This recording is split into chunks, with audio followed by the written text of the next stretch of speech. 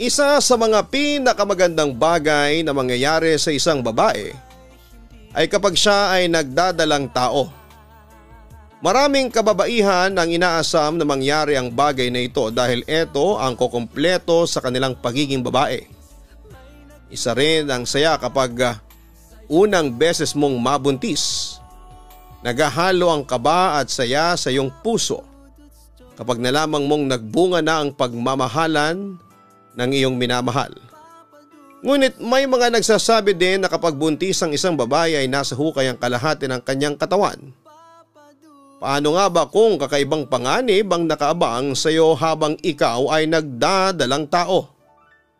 Paano kung may isang nilalang na nais kunin ang sanggol na nasa iyong sinapupunan? Dear Papa Dudut, magandang gabi. Masakit para sa akin na balikan ang pangyayaring ito sa aking buhay. Ngunit mas pinili ko na i-share ito sa inyong programa para kahit papaano'y makapagbigay ako ng babala lalo na sa mga kababaihan na ngayon ay nagdadalang tao. Bago ko simulan ang nakakahindik na kwento ko ay hayaan niyo muna akong itago ang aking tunay na pagkatao sa pangalang Rosel. Sa ngayon ay 36 years old na ako at may 2 anak. Plain housewife ako habang ang asawa kong si Edgar ay nagtatrabaho bilang isang truck driver kaya madalas ay hindi ko siya kasama sa aming bahay. Ang aking ikakwento ay nangyari noong ako ay 21 years old pa lamang. Kami na noon ni Edgar pero hindi pa kami kasal, Papa Dudut. 3 na sana ang anak namin kung nabuhay lamang sana ang first baby namin. High school graduate lamang ako at ganon din si Edgar. Magkasintahan kami at nagkakilala kami sa aming pinagtatrabahuhan na pabrika. Nung una ay tuksuhan lamang hanggang sa tuluyan na kaming nagkahulugan ng loob. Nasa probinsya ang pamilya ko noon habang ako ay nasa malayo at nagtatrabaho. Ako pala ang panganay sa aming magkakapatid kaya ako ang inaasahan sa amin. May trabaho ang tatay ko pero hindi kasi sapat ang kinikita niya para sa lumalaking gastos ng aming pamilya. Kaya nang nalaman ng nanay ko na meron akong boyfriend ay pinaalalahanan niya ako na huwag munang magpapabuntis dahil ginagapang pa namin ng panahon na yon ang pangalawa kong kapatid na nasa college. Para raw kahit isa sa amin ay makapagtapos ng kolehiyo. Nag-promise ako sa nanay ko na hindi ako magpapabuntis hanggang sa hindi nakakapagtapos ang kapatid kong isa.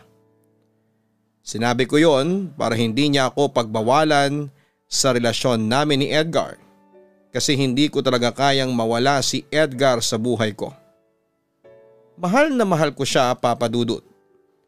Sinabi ko rin kay Edgar ang bagay na yon at aniya wala pa sa plano niya na magkaroon kami ng anak dahil kagaya niya ay umaasa rin ang pamilya niya sa kanya. Ang akala namin noon ni Edgar ay magagawa namin ang bagay na yon. Pero nang magkasama na kami sa isang apartment nang hindi alam ng pamilya namin, ay doon na nangyari ang hindi inaasahan. Nabuntis nga ako, Papa Dudut. Natakot ako kasi wala yun sa plano namin. Isa pa'y alam ko na magagalit ang nanay ko sa akin dahil sa nangyari. Inisip ko na kaagad ang mga sasabihin niya sa akin sa hindi ko pag-iingat. Sa takot ko ay pinili ko na huwag munang sabihin sa pamilya ko ang aking pagbubuntis. Pero sa side ni Edgar ay alam nila dahil hindi ganon ka-istrikto ang pamilya ni Edgar. Kinausap ako ng nanay ni Edgar sa cellphone. At ang sabi niya sa akin ay tanggapin na lamang kasi nangyari na. Pinayuhan pa niya ako na dapat ay ipaalam ko rin sa pamilya ko na buntis ako. Kaya naman nilakasan ko ang aking loob. Umuwi ako sa amin na 4 na buwan na ang tiyan ko. Hindi pa gaanong kahalata na buntis ako ng panahon na yon. Tinulungan ako ni Edgar na magsabi sa pamilya ko, lalo na sa nanay ko at kagaya ng ine-expect ay nagalit si nanay sa akin. Ang tatay ko ay tahimik lamang pero ramdam kong galit din daw siya sa akin. Paano na raw ang pag-aaral ng kapatid ko? Paano na raw ako makakatulong sa kanila gayong buntis na ako at magkakaroon na ng anak? Nasabihan pa nga ako ng sarili kong nanay na malandi ako at hindi marunong makinig sa mga sinasabi niya. Kahit sinabi ko na after kong manganak ay magtatrabaho ulit ako at tutulungan ko pa rin sila ay hindi pa rin noon napahupa ang galit nila sa akin. Alam ko na mali ako pero ang mga salita ng nanay ko ay talagang dumurog sa puso ko, Papa Dudut. Sobra akong nasaktan sa mga sinabi niya sa akin. Kaya ang bala ko na doon muna sana ako sa amin habang buntis at hanggang sa mga anak ay hindi ko na itinuloy. Umalis din kami ni Edgar sa amin at bumalik sa aming apartment. Edgar, saan ako nito pwedeng tumira ng pansamantala nang may magbabantay sa akin? Hindi ako pwede rito sa apartment, dapat ay may kasama ako para kung sakaling may mangyari sa akin ay merong kagad akong malalapitan. Ayoko sa amin kasi baka ma-stress lang ako sa mga sasabihin ni nanay sa akin. Ang nababahala kong sabi kay Edgar. Mas mabuti pa siguro na doon ka muna sa probinsya namin. Kasama mo sina mama at mga kapatid ko sa bahay. Mas magiging kampante ako kung doon ka kasi maaalagaan ka ni mama ng mabuti. Ang sabi pa ni Edgar. Pero baka galit sila sa akin na ang nag-aalala kong wika. Hindi yun. Hindi ba nakausap mo na si mama sa cellphone? At ang sabi niya ay tanggap ka niya at ang magiging anak natin. Ang wika pa ni Edgar. Never ko pang nakilala ng personal ang nanay ni Edgar ng time na yon kaya may kaba at takot ako, Papa Dudut.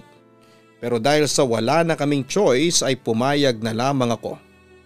Inihatid na kaagad ako ni Edgar sa probinsya nila at pinakilala niya ako sa pamilya niya. Naramdaman ko naman na mabait ang buong pamilya ni Edgar kaya kahit papano ay nakampante ako na nasa mabuting kamay ako. Awid ang bubong ng bahay ni na Edgar at sawali ang dingding. Probinsya feels ang lugar nila dahil napakaraming malalawak na taniman ng palay at gulay sa paligid. Meron ding mataas na bundok, ang sabi pa ni Edgar ay sariwang hangin sa kanila. Kaya makakabuti yon sa akin at sa baby namin habang ako ay buntis. Iyon nga lang ay medyo malayo ang ospital.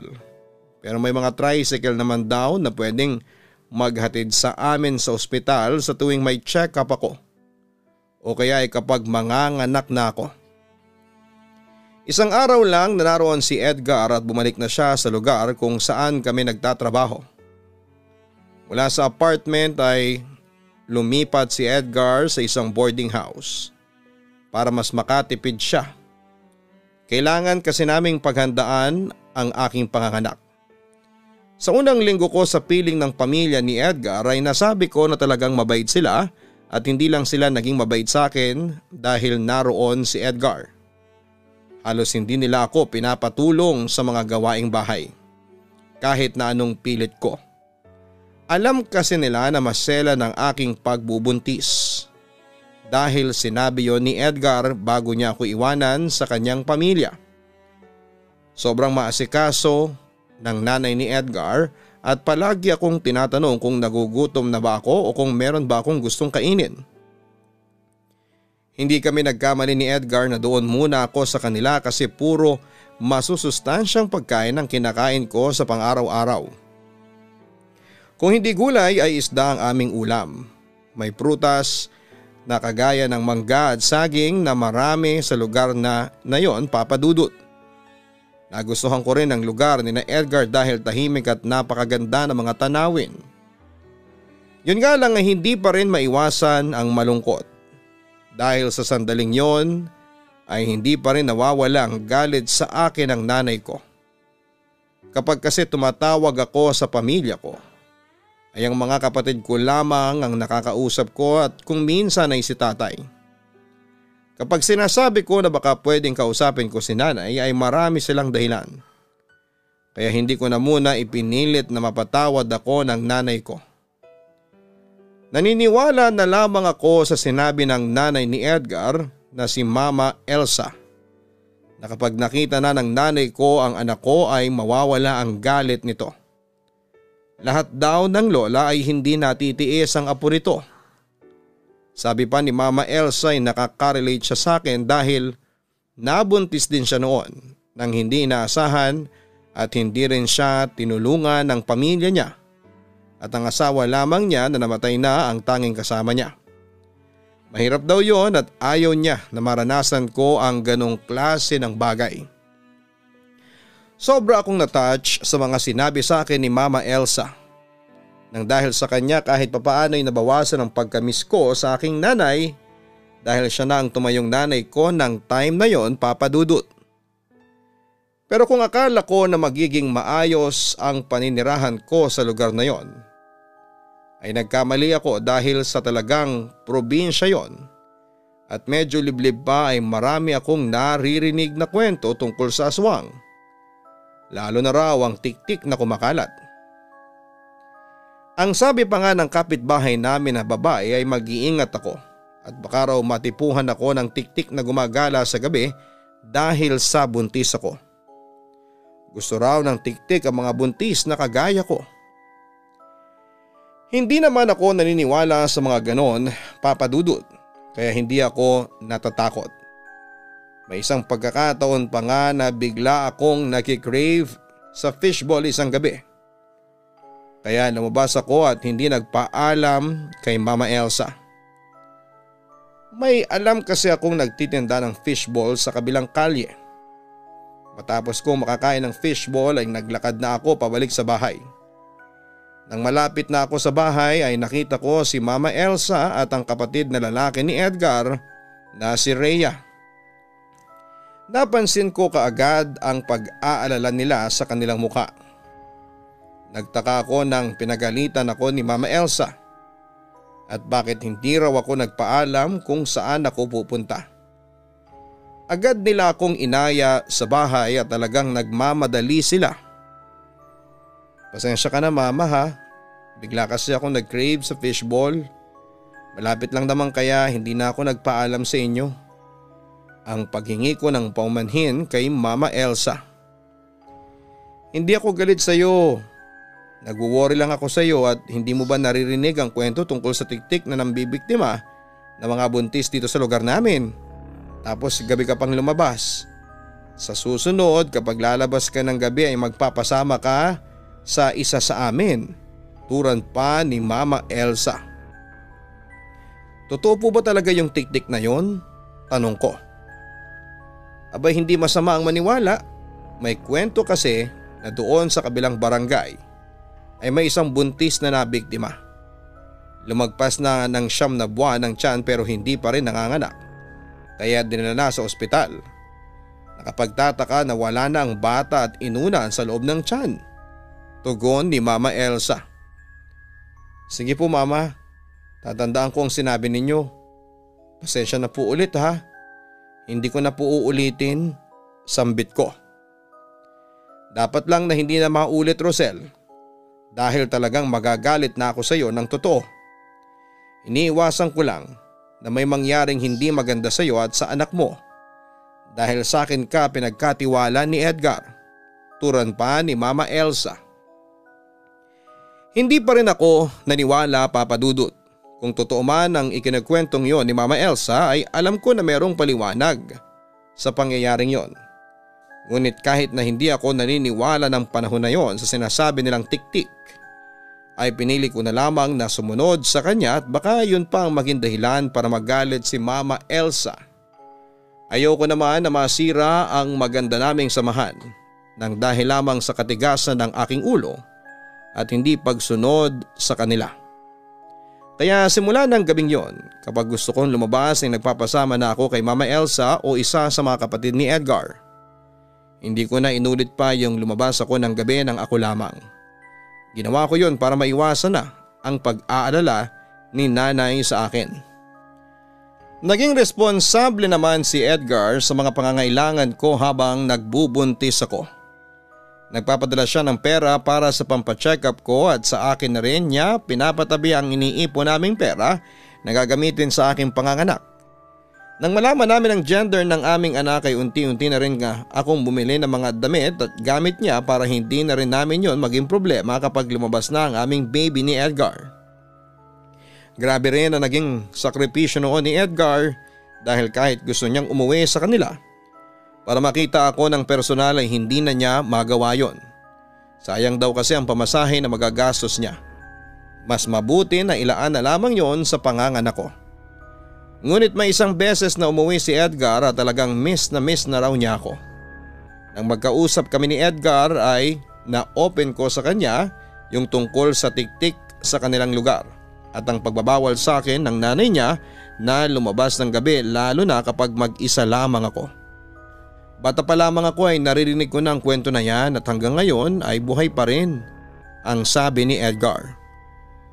So totoo na may tiktik talaga dito? Tanong ko. Yan ang hindi ko alam kasi umedad na ako ng ganito ay wala akong nakitang tiktik dito sa amin. Puro kwento lang. Pero sundin mo na lang si mama. Kasi para naman sa iyo ang sinasabi niya. Ganon nga ang ginagawa ko. Ayoko rin kasi na magalit si mama sa akin. Wika ko. Isang araw lang ulit na natili si Edgar sa bahay nila at umalis din siya. Kahit gusto ko sana nakasama siya habang nagbubuntis ako, ay naintindihan ko naman kung bakit hindi yon pwedeng mangyari. Kailangan niyang magtrabaho para sa akin at sa baby namin. Doon pa lang ay wala na kaagad akong pinagsisisihan na si Edgar ang pinili kong maging kasintahan. Kahit kasi nahihirapan siya ng sobrang ay responsable siya at lahat ay ginagawa niya para kumita ng pera. Isang araw ay napansin ko na wala si Mama Elsa.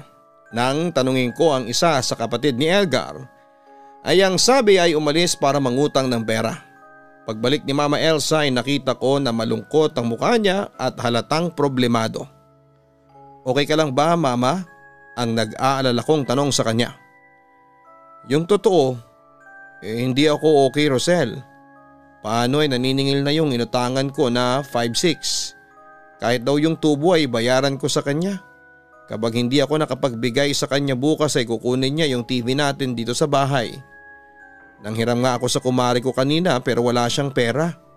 Malungkot na tugon ni Mama. Hindi ako nagdalawang isip na i-offer ang nakatabing pera para sa aking susunod na check-up. Ayaw pa ni Mama Elsa na gamitin yon. At para daw yun sa akin, isa pa'y magagalit daw si Edgar kapag nalaman na ginamit namin yon sa ibang bagay.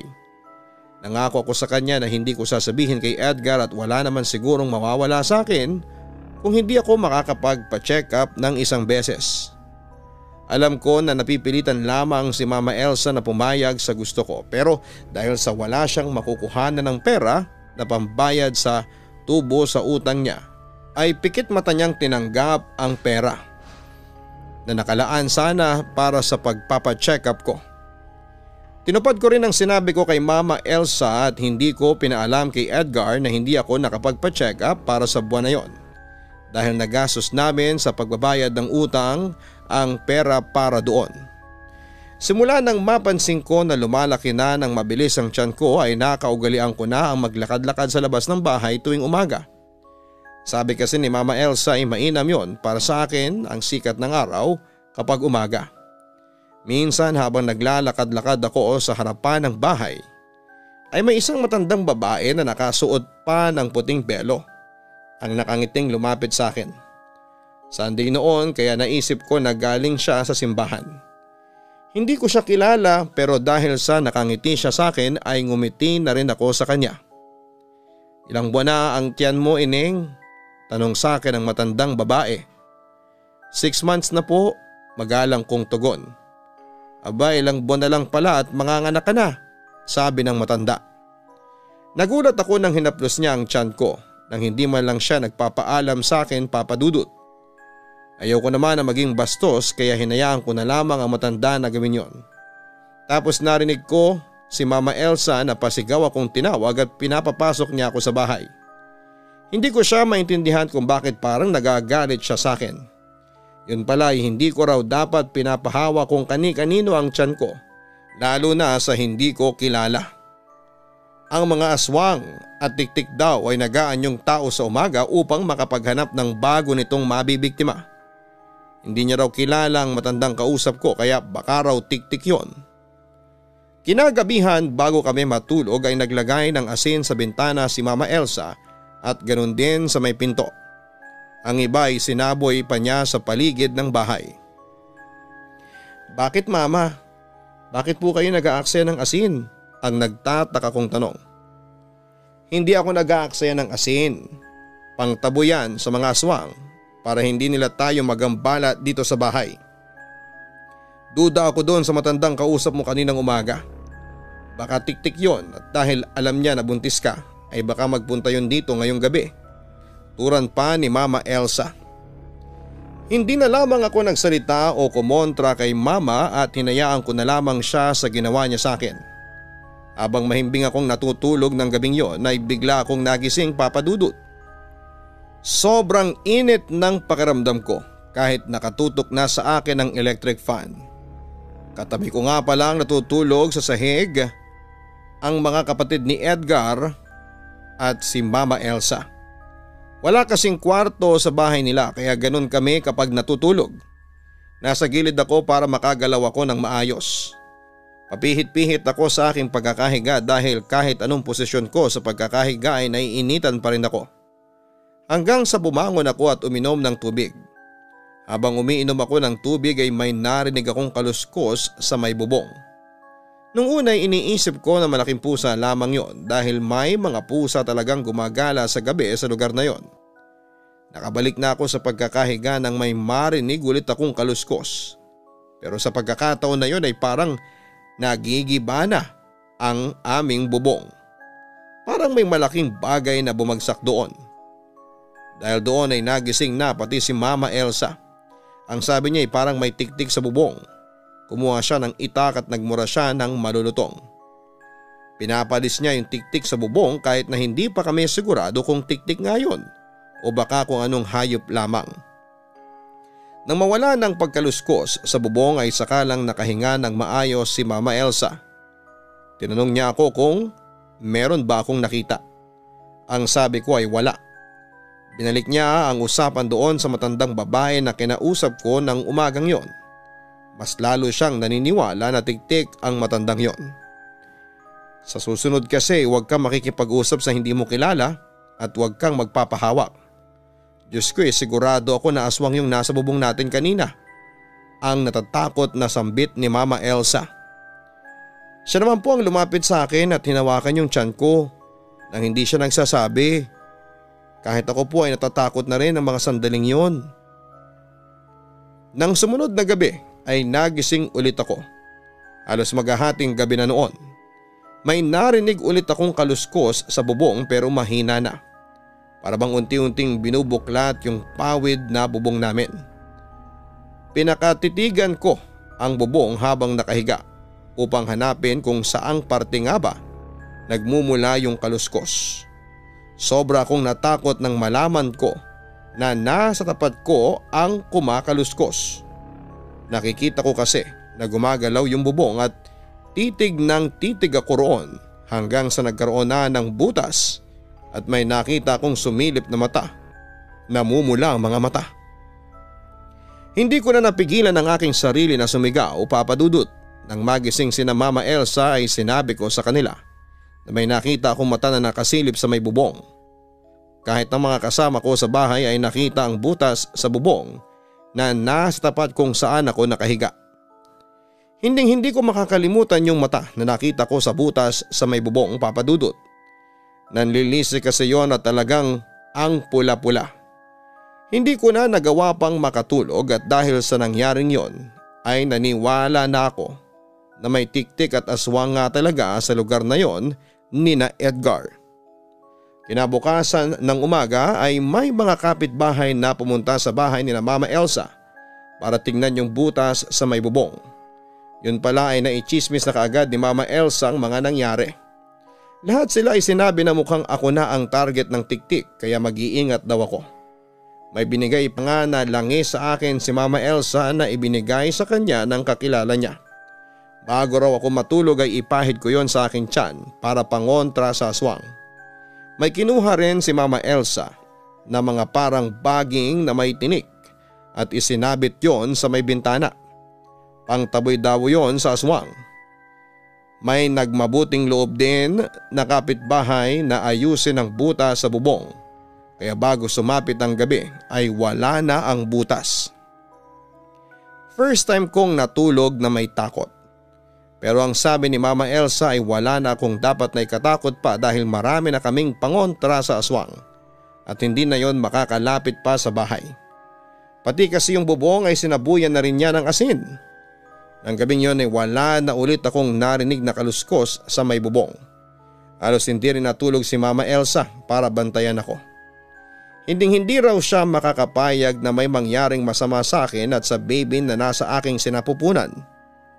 Sobra akong na-touch sa effort na ginawa ni Mama Elsa para protektahan ako. Doon ko naramdaman na parte na talaga ako ng pamilya nila. Ayoko sanang malaman pa ni Edgar ang mga nangyari pero si Mama Elsa na mismo ang nagkwento sa kanya. Kaya naman ang sumunod na day off niya ay bumiyahe siya pa uwi para siguraduhin na okay ako. Gusto mo ba na doon ka na lang sa boarding house namin? Tanong ni Edgar nang sabihin ko sa kanya ang totoo na natatakot ako doon sa tiktik. Edgar, wag na. Hindi ako makakapagpahinga ng maayos doon kasi marami kang kasama. Saka hindi praktikal na magkasama tayo. Ilang buwan na lang din at manganganak na ako. Kasama ko naman sina mama dito at hindi nila ako pinababayaan. Hindi ko lang talaga maiwasang matakot sa nakita ko na nakasilip doon sa may bubong. Tugon ko kay Edgar. Kung pwede nga lang na dito na ako magtrabaho para kasama nyo na ako dito sa bahay. Kaya lamang ay malit ang sahod dito. Hindi na sana ako palaging nag-aalala sa inyo. Gusto mo ba na doon ka muna sa inyo? Makikiusap tayo sa nanay mo. Ang malungkot na wika ni Edgar. Tumanggi ako sa sinabi niyang yon ni Edgar dahil sa alam ko na galit pa rin si nanay sa akin. At hindi ko kaya na tumira sa isang bahay na alam ko na merong may tao na galit sa akin. Baka papadudot mas lalo lamang ako may stress kapag ganon. Naunawaan naman ako ni Edgar at sinabi niya sa akin na palagi ako mag-update sa kanya at huwag kong kakalimutan ang check-up ko para makasigurado kami na okay ako at ang aming baby. Hindi ko masabi kay Edgar na 2 buwan na akong hindi nakakapagpa-check up dahil sa palagi naming ibinabayad sa utang ni Mama Elsa ang perang nakalaan para doon. Nahihiya na kasi ako na sabihin kay Edgar ang bagay na yon. Hindi rin ako nangamba ng time na yon dahil wala naman akong nararamdaman na kakaiba sa aking katawan. Kaya ang nasa isip ko ay okay lang ang baby namin ni Edgar at wala akong dapat na ipag-alala. Hindi kinalimutan ni Mama Elsa na magsaboy palagi ng asin sa paligid ng bahay at maging sa bubong para hindi na makalapit sa bahay ang pinaghihinalaan naming tiktik. Talagang sinisigurado niya na ligtas ako at hindi ako mabibiktima ng tiktik. Kung tiktik man ang nakita ko na nakasilip noon sa akin mula sa may bubong ng bahay. Wala naman akong naramdaman na kakaiba sa paligid ngunit may dumadaan sa gabi na nakakarinig kami na parang huni ng isang paniki mula sa malayo. Mama, narinig mo ba yung parang paniki? Ang tanong ko kay Mama Elsa habang nakahiga na kaming lahat ng gabing yon. Oo, naririnig ko. Hindi naman ako bingi, tugon ni Mama Elsa. Pero huwag kang mag-alala. Kasi kapag ganyan na malakas ang huni ng tiktik ang ibig sabihin ay nasa malayo siya. Galit na galit siguro siya kasi hindi siya makalapit sa bahay. Dugtong pa ni Mama. Sa bagay, pinaliguan niya na po ng asin ng bahay natin ang pabiro kong sabi. Dahil sa sinabi ni Mama Elsa na wala akong dapat ay katakot ay nagawa kong makatulog ng maayos nang mawala na ang huni ng aming naririnig. Kahit papaano ay naging kampante na ako na walang mangyayaring masama sa akin at sa amin. Kinabukasan ng umaga ay naisipan kong magwalis sa paligid ng bahay. May nakita akong itim na pusa sa may silong ng bahay. Hindi ko pinansin ang pusa dahil sa normal na may mga pusa sa paligid dahil halos lahat ng kapitbahay ni Mama Elsa ay nag-aalaga ng pusa. Pinabayaan ko lamang ang pusa dahil ang alam ko ay aalis din yon at babalik na kung nasaan man ito nakatira. Ngunit pagdating ng hapon ay nakita ko na naroon pa rin ang pusa. Naawa ko kasi alam ko na hindi pa yon kumakain kaya ang ginawa ko ay kumuha ako ng kanin at sinamahan ko yon ng dinurog na isda at binigay ko yon sa pusa. Sinamahan ko na rin ng tubig. Yun nga lang ay hindi yon kinain ng pusa. Uminom lamang siya pero hindi nagalaw ang pagkain na ibinigay ko sa kanya. Titig na titig pa nga sa akin ang pusa. Hindi ko sinabi kay Mama Elsa ang pusa na nasa silong ng bahay dahil para sa akin ay hindi yon big deal. Hanggang sa gumabi na ay nasa silong pa rin ang pusa, Papa Dudut. Nang tutulog na kaming lahat ay hindi ko maintindihan ang sarili ko kung bakit hindi ako makatulog. Halos madaling araw na ay mulat pa rin ako habang sina Mama Elsa ay tulog na. Kahit na anong pilit kong ipikit ang mata ko ay hindi talaga ako inaantok. Bumangon pa nga ako para magtimpla at uminom ng gatas at baka sakaling antukin ako pero wala yung bisa, Papa Dudut. Ang init ulit ng pakiramdam ko. Kung hindi nga lang ako natatakot ay baka lumabas na ako ng bahay at naligo. Nakahiwalay kasi yung banyo sa mismong bahay ni na Mama Elsa kaya kailangan ko pang lumabas kung gusto kong maligo. Hanggang sa may narinig akong kalusko sa silong ng bahay. Para bang may naglalakad doon. Ang unang pumasok sa isip ko ay yung pusa na nakita ko roon na hindi umaalis. Kaya hindi ko masyadong pinansin ang kaluskos. Pero nagsimula na akong matakot nang makarinig ako ng parang sinisira na yung sahig ng silong ng kung ano. Sa pagkakataon na yon ay nakaramdam na ako ng takot kaya ginising ko na si Mama Elsa. Mama, may tao yata sa silong. Ang natatakot kong sabi sa kanya. Kahit si Mama Elsa ay narinig ang paglagitik ng sahig. Talagang may kung ano o sino na pilit na sinisira ang sahig, Papa Dudut. Umalis ka dyan sa silong kung gusto mo pang sikatan ka ng araw. Matapang na sigaw ni Mama Elsa. Mama, tiktik po ba yun? Baka makapasok siya sa loob. Takot na sabi ko. Napayakap na ako kay Mama Elsa. Huwag kang mag-alala. Hindi siya makakapasok at kung subukan man niya ay talagang hindi niya magugustuhan ang mangyayari sa kanya. Sinadyang laksa ni Mama Elsa ang pagkakasabi niya noon upang marinig ng kung anuman na nasa silong ng bahay. Alam ko na nagtatapang-tapangan lamang si Mama Elsa para hindi kami masyadong matakot. Kagaya ko ay nanginginig din kasi ang katawan niya.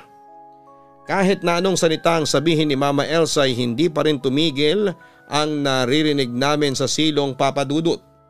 Hanggang sa binuksan na ni Mama ang bintana at nagsisigaw siya. Humingi siya ng tulong sa mga kapitbahay at sinabi niya na merong aswang sa silong ng bahay. Mabilis naman na naglabasan ng ilang mga babae at lalaki sa kanilang mga bahay matapos ang pagsigaw ni Mama Elsa. Hanggang sa paglabas namin ng bahay ay may nakita kaming itim na baboy na lumabas mula sa silong. Nakapagtataka kung paanong ang bilis tumakbo ng baboy nang habulin ito ng mga lalaki. Hindi nila yun nagawang abutan, Papa Dudut, hanggang sa hindi na nila alam kung saan pumunta ang itim na baboy. Pero malakas ang hinala ng lahat na ang baboy na yon ay isang aswang na gusto akong biktimahin dahil sa ako ay isang buntis. Ganon pa man ay sobrang nagpapasalamat kami sa mga kapitbahay dahil sa mabilis nilang pagtulong sa amin. Kung hindi siguro sila lumalabas ay hindi talaga aalis yung aswang na nasa silong dahil parang determinado talaga yon na makapasok sa loob ng bahay. Kahit na anong taboy kasi ni Mama Elsa ay hindi yon tumitigil sa pagsira ng sahig sa may silong. Napaiyak na ako sa sobrang takot. Doon ko na naalala yung pusa at nang sinabi ko yon kay Mama Elsa ay nagkaroon ito ng hinala na aswang ang pusa na yon.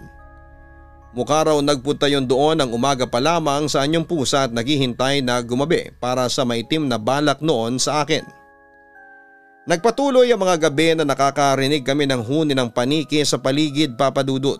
May isang beses pa nga na habang natutulog na kaming lahat ay nararamdaman ko na sobrang sakit ng tiyan ko na para bang hinahaluka yon.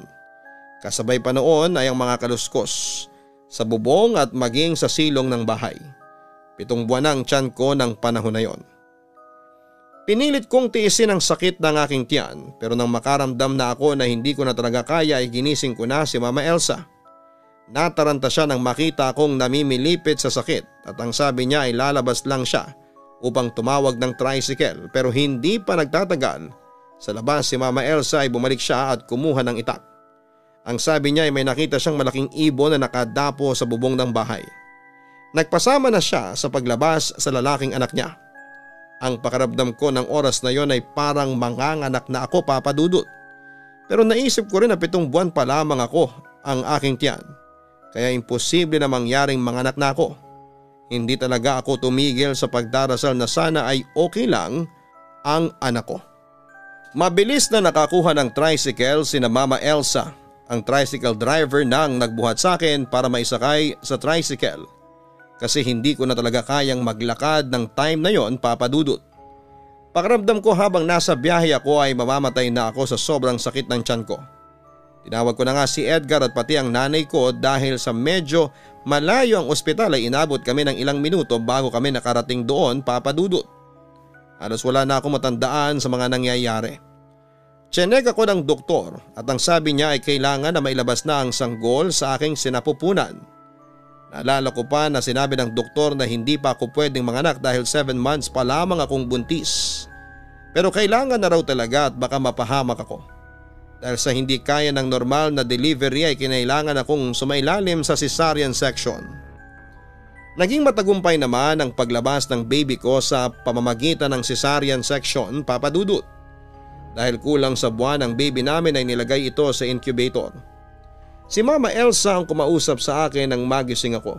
Ang sabi niya ay hindi maganda ang lagay ng baby namin ni Edgar. Mahina raw ang heartbeat. Pinilit kong hindi maiyak dahil sa sariwa pa ang sugat ko mula sa operasyon. Pero nang nakita ko na ang anak ko na sobrang liit at payat ay hindi ko na napigilan ng aking pag-iyak. Medyo nangingitim din ang katawan niya ng sandaling yon. Itinawag ni Mama Elsa kay Edgar ang lahat. Gusto na sanang umuwi kagad ni Edgar ng araw na yon pero sa weekend pa raw ito makakauwi. Ipinagdasal ko sa Diyos na sana ay huwag niyang kunin kaagad sa akin ang baby namin ni Edgar.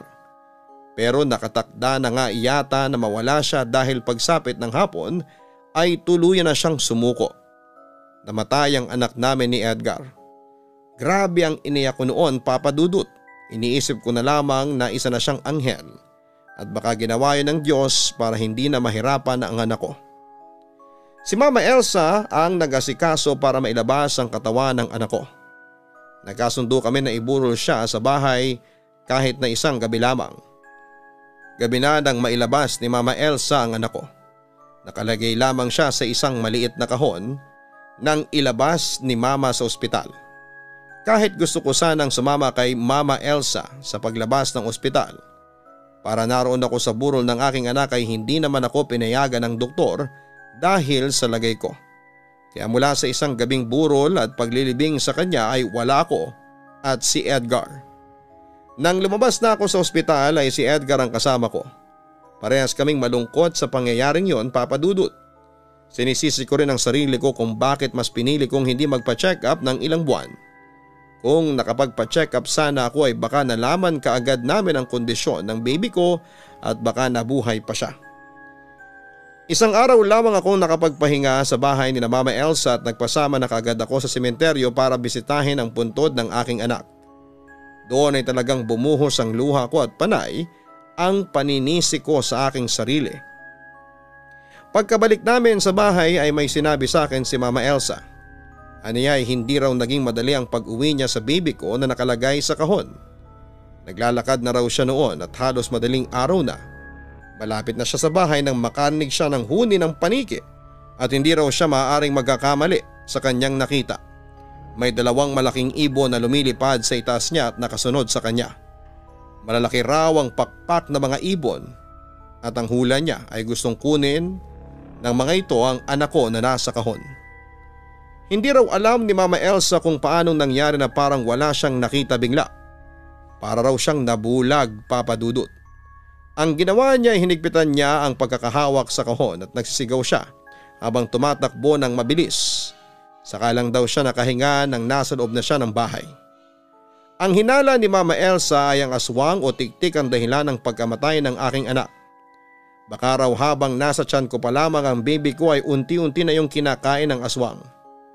Hindi ko alam kung posible ba yon, Papa Dudut, pero para sa akin ay ako ang may kasalanan ng lahat. Nalaman ng nanay ko ang nangyaring yon sa akin at inexpect kong magagalit siya sa akin at pagtatawanan ako. Pero nalungkot din siya kagaya ko at ang sabi niya ay doon muna ako sa amin habang ako ay nagpapagaling mula sa ginawang operasyon. Umuwi muna ako sa amin habang si Edgar ay patuloy na nagtatrabaho. Aaminin ko na hanggang ngayon ay may pagsisisi pa rin ako sa mga nangyari sa first baby namin ni Edgar. Pakiramdam ko ay malaki ang kasalanan ko kung bakit siya nawala sa amin. Mabuti na lang din talaga at hindi pinaramdam sa akin ni Edgar na naging pabaya ako. Siguro'y alam niya rin na wala nang magbabago kung sisisihin niya ako sa mga nangyari. Ngayon naman ay ayos na ang aming pamumuhay. Nakakasurvive naman kami sa araw-araw ni Edgar at ng dalawa naming anak. Naging aral na rin sa akin ang nangyaring yon. Kaya sobra akong nag-iingat nang ipinagbuntis ko na ang dalawang naming anak. At sa awa naman ng Diyos ay malusog at walang sakit ko silang nailuwal. Dito ko na po tatapusin ang aking kwento, Papa Dudut. Alam ko na maaring hindi totoo ang aswang at ang mga naengkwentro ko sa lugar ni na Edgar. Baka masyado lamang akong paranoid ng time na yon. Pero isang bagay lamang ang aking napatunayan. Totoo na kapag buntis ang isang babae ay nasa hukay ang kalahati ng kanyang buhay. Kaya dapat ay doble ingat talaga lagi. Lubos na gumagalang Rosel. Hindi biro ang pagbubuntis ng isang babae kaya maaari ay dapat na mapaghandaan ito upang maibigay ang nararapat na pangangailangan at pag-aalaga sa ina at sa batang dinadala niya. Mas makakabuti na sundin ang lahat ng sinasabi ng mga doktor ukol sa iyong pagbubuntis. At para naman kay Rosel, alam ko na mahirap ngunit maganda na palayain mo na ang sarili mo sa guilt na iyong nararamdaman sa pagkawala ng iyong unang anak. Masakit mawala ng anak ngunit hindi ka lubusang magiging masaya kung nakakulong ka pa rin sa iyong nakaraan. Ang lahat ng bagay na nangyayari sa atin, masama man o maganda, ay merong dahilan at aral na iiwan sa atin at mas magpapatibay sa atin bilang isang tao. Huwag kalimutan na mag-like, share and subscribe. Maraming salamat po sa inyong lahat. Ang buhay ay mahiwaga, laging may lungkot at saya.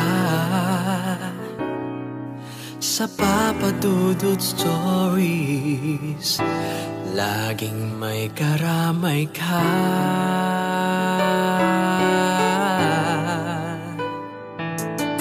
Mga problemang kay bigat, dito ay pakikinggan ka.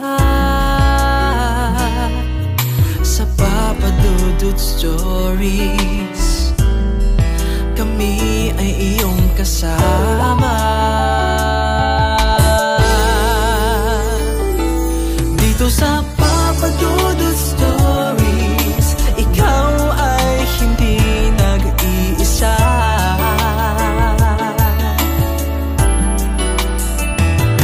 Dito sa Papa Dudut Stories, may nagmamahal sa'yo. Papa Dudut Stories, Papa Dudut Stories.